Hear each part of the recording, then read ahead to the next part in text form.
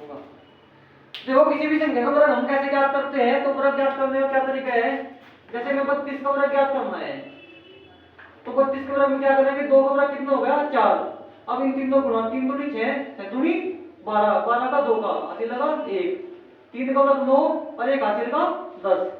तो हमें क्या करना है, यहाँ 2 का वर्ग किया कितना गया 4, इन तीनों गुणा, 3 दूनी 6 दूनी 12, 12 का 2 का हासिल लगा 1। अब इसका वर्ग करेंगे हम, 3 का वर्ग 9, 1 हासिल का 10।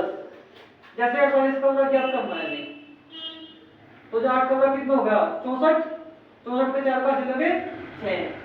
अब इन तीनों गुणा, 4 8 32 दूनी 64 और ये 6 हासिल कितने हो गए 70, 70 की 0 हासिल लगे कितने 7।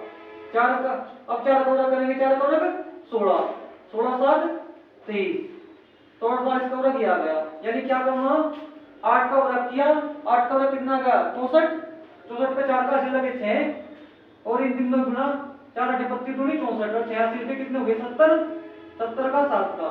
अब इसका वर्ग, 4 का वर्ग 16 7 23। ऐसे ही किस संख्या का वर्ग जिसमें अंत में क्या होगा 5 होगा, तो उसका कैसे निकालेंगे। जैसे 25 का निकालना, तो क्या करेंगे, 5 की जगह 25, 2 से अगली 3, 3 दूनी 6, तो 625 होगा। ऐसे ही 45 का, 5 का वर्ग कितना गया 25, 4 से अगली संख्या कितनी 5, 5 चौक 20।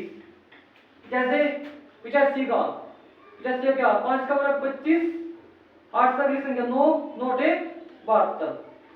ठीक है, तो ऐसे वर्ग ज्ञात करेंगे। जैसे हमें कितना करना है 115 का, तो 5 का वर्ग कितना आ गया 25 और 11 से अगली संख्या क्या होगी 12, 12 11 गुणा करेंगे तो कितना आ जाएगा 132। तो ऐसे ही हम वर्ग ज्ञात करेंगे।